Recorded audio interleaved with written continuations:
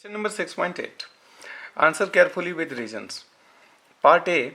In an elastic collision of two billiard balls, if the total kinetic energy conserved during the total kinetic energy conserved during the short time of collision of the balls, that is when they are in contact. देखते हैं ball 1, ball 2 before collision u1 and u2 velocity से चल रहा है. At the time of collision एक दूसरे पर force लगेंगे, ठीक है, एंड आफ्टर कॉलिजन अलग हो जाएंगे. इलास्टिक कॉलिजन में ball 1 ball 2 velocity v1 and v2 हो जाएगी. ठीक है, समझना है यहाँ पर कि जो काइनेटिक एनर्जी है टोटल सिस्टम का, यानी दोनों बॉल को मिला के सिस्टम मान लिया, तो काइनेटिक एनर्जी क्या कंजर्व होगा during the short time of collision, यानी इस वक्त क्या total energy kinetic energy conserve रहेगा या नहीं. काइनेटिक एनर्जी की बात हो रही है. देखो, हम जबकि जानते हैं कि इलास्टिक कॉलिजन में momentum and kinetic energy system का कंजर्व होता है. मोमेंटम तो रहेगा ही कंजर्व, क्योंकि इंटरनल फोर्सेज होते हैं, एक्सटर्नल फोर्स नहीं होते हैं. इसलिए बिफोर कॉलिजन आफ्टर कॉलिजन एक बात मज़ेदार बात है कि मोमेंटम तीनों ही सिचुएशन में कांस्टेंट रहेगा. क्यों? इस वक्त भी मोमेंटम दोनों मिला के सिस्टम मान रहा हूँ, तो before collision, at the time of collision and after collision momentum हर वक्त कांस्टेंट रहेगा. बिकॉज अभी देखो एक्सटर्नल फोर्स जीरो है, और जब टक्कर मारेगा तब नॉर्मल फोर्स एक दूसरे पे लगेगा. हालांकि तो इंटरनल फोर्स है ना, ये दोनों मिलकर अगर हम बात करें एक सिस्टम है, तो यहाँ पर यह फोर्स पर्सनली दोनों बॉल का मोमेंटम चेंज करेगा, बट सिस्टम का मोमेंटम कंजर्व रहेगा जितना बिफोर कॉलिजन था eight the time of collision भी. ठीक है, मोमेंटम उतना ही रहेगा, क्योंकि ये इंटरनल फोर्स है. एक्सटर्नल फोर्स क्या होगा? जीरो, और बाद में भी एक्सटर्नल फोर्स जीरो है. तो just after and just before and eight the time momentum तीनों ही वक्त रहेगा कांस्टेंट, उतना ही रहना है. लेकिन यहाँ काइनेटिक एनर्जी की बात कर रहा है. काइनेटिक एनर्जी कंजर्व नहीं होता है eight the time of collision. यहाँ पर during the short time of collision बोल रहा है, तो इस वक्त काइनेटिक एनर्जी कंजर्व नहीं होगा. पूछिए क्यों? इसलिए काइनेटिक एनर्जी इसलिए नहीं कंजर्व होगा क्योंकि एट द टाइम जो कांटेक्ट में आता है तो उसमें क्या होता है, डिफॉर्मेशन आता है स्लाइटली, और फिर वो इस तरीके से अलग होता है. तो जो काइनेटिक एनर्जी होती है वो कन्वर्ट हो जाती है पोटेंशियल एनर्जी में थोड़ी देर के लिए, और फिर वो जब अलग होती है फिर से वापस उतना ही काइनेटिक एनर्जी मिल जाती है दोनों को मिला के.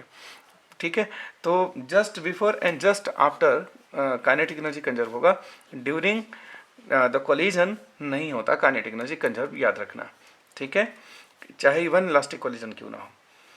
इज द टोटल लीनियर, तो इस पार्ट का आंसर क्या हो गया? नो. ठीक है, elastic collision during the short time of collision conserve नहीं होगा. Part B, is the total linear momentum conserve during the short time of an elastic collision of two balls? Yes, ये अभी हमने डिस्कस कर लिया इसी में. क्यों होगा? बिकॉज कोलिजन के टाइम में भी फोर्स हुए, लेकिन ये इंटरनल फोर्स है, सिस्टम दोनों बॉल को मिला दिया, तो एक्सटर्नल फोर्स तो अब भी जीरो है ना, तो मोमेंटम तो कंजर्व रहेगा ही. तो इसका आंसर यस होगा. Part C, what are the answer to A B. A और बी के लिए आंसर्स पूछ रहा है अगर इन इलास्टिक कोलिजन हो. तो इन इलास्टिक कोलिजन होगा अगर, तो वो पूछा काइनेटिक एनर्जी क्या ड्यूरिंग द शॉर्ट टाइम होगा कंजर्व? नहीं, बिल्कुल नहीं. इन इलास्टिक कोलिजन में तो ऐसे भी लॉस होता है, तो इवन आफ्टर कोलिजन भी क्या होता है, काइनेटिक एनर्जी देखा जाता है तो पहले से कम हो जाता है. अभी हमने 6.7 में डिस्कस भी किया था. तो ड्यूरिंग कोलिजन तो काइनेटिक एनर्जी कंजर्व नहीं होगा चाहे इन इलास्टिक हो. अब मोमेंटम की बात रहेगी तो यस मोमेंटम होगा. पार्ट बी और ए दोनों के लिए आंसर पूछ रहा है इन इलास्टिक अगर होगा तो टोटल लीनियर मोमेंटम तो रहेगा.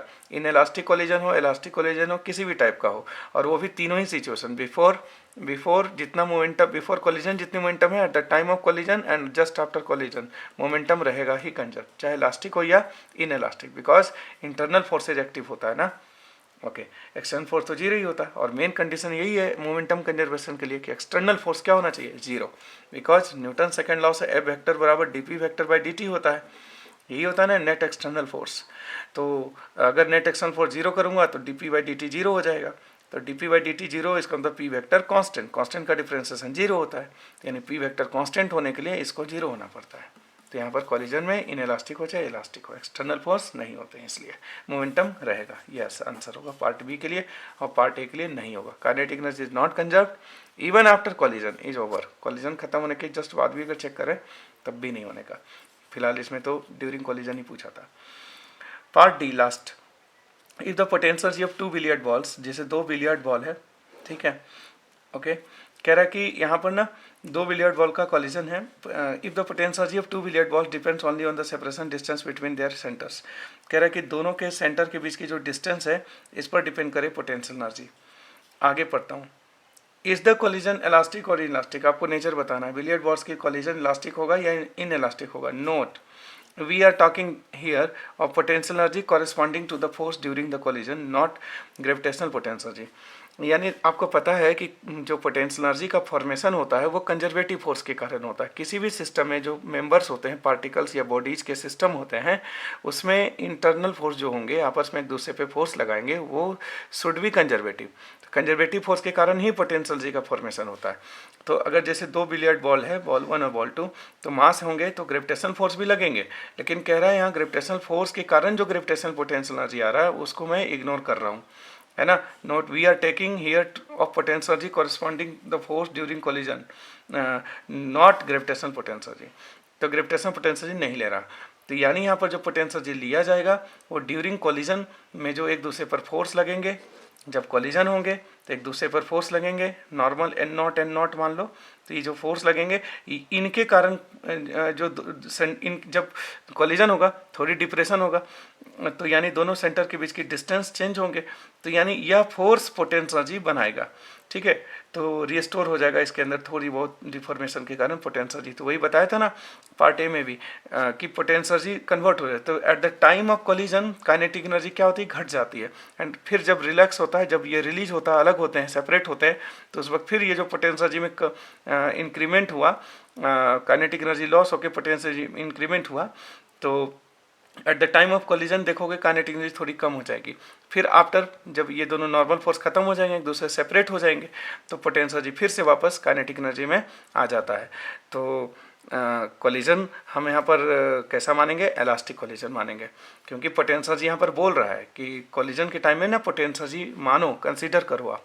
कोलिजन में जो नॉर्मल फोर्सेज हैं इनके कारण एक पोटेंशियल एनर्जी कंसीडर करो आप, ठीक है। तो जब कोलिजन नहीं हुआ था, जस्ट अबाउट तो ऐसे टच किया था, तो सेंटर के बीच का डिस्टेंस कुछ था, और जब हल्की से डिप्रेस होगी तो क्या होगा, सेंटर्स के बीच का डिस्टेंस कम होगा, नॉर्मल फोर्सेज एक्टिव होंगे, तो यहाँ पर पोटेंशियल एनर्जी स्टोर होना शुरू हो जाएगा। फिर जब वापस अलग होंगे तो पोटेंशियल एनर्जी फिर से काइनेटिक में कन्वर्ट हो जाएंगे। तो यह कोलिजन कैसा होगा, इलास्टिक होगा, ठीक है। तो बिलियर्ड बॉल की कोलिजन्स हम इलास्टिक मानेंगे, ग्रेविटेशनल पोटेंशियल एनर्जी को नहीं हम कंसीडर करेंगे, ओनली ड्यूरिंग कोलिजन हम पोटेंशियल एनर्जी कंसीडर करेंगे, वो भी किस फोर्स के कारण, जो इंटरेक्शन होंगे कोलिजन के टाइम में, उन फोर्स के कारण पोटेंशियल एनर्जी मानेंगे। तो